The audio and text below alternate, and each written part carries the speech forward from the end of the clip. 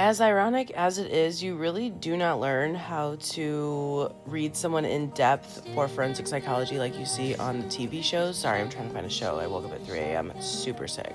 I'm super good at reading people, but that's just from my own, like, vigilance, hypervigilance, and reading into myself and doing shadow work and all the things that I was doing before I found out about metacognition, and that in criminal profiling, it's really good to have metacognition, but nobody teaches you to regulate your emotions, to look at your shadow self, to really nitpick yourself and be able to bring things to the light that maybe you don't like, or maybe you're embarrassed or shameful of.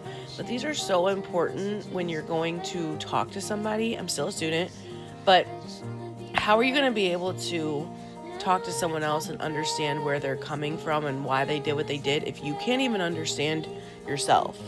So it's weird because in these classes, like, I learned about the DSM and how to find different diagnoses, but we never really went over, like, hey, if someone presents with these symptoms, what would it be? You're just gonna get kind of on the job training. They didn't say this, but this is kind of what I took from the material that I learned. Gotten to read a lot about a lot of things, a lot of dark things. One of them being female mutilation. Sorry, I was trying to think of a different word maybe for that, but I don't have any.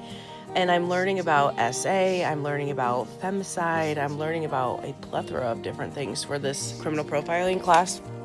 But in general, for forensic psychology, at least from what I have been in, it's not anything like CSI or like FBI. Like, you're not going to school. I go online and think, this is exactly how my day is going to go. Even being a forensic psychologist, not really how it goes. TV portrays it way differently.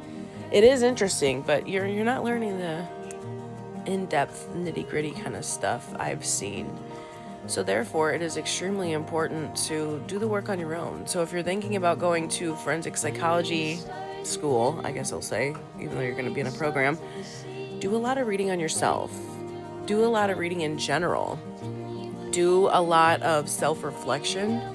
That's like the biggest thing, is self-reflection, because I have gotten so good at pattern recognition, not from school, but from myself. And if I realize that I'm being kind of ignorant, then I'm able to stop and be like, whoa there, partner. You're being kind of ignorant, aren't you?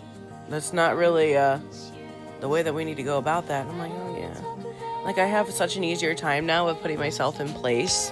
It's crazy, but I guess you just got to get a degree. My grandpa always says, you got to get the paper that says you're smart. And just because you have a degree does not mean you're smart. Just so you know.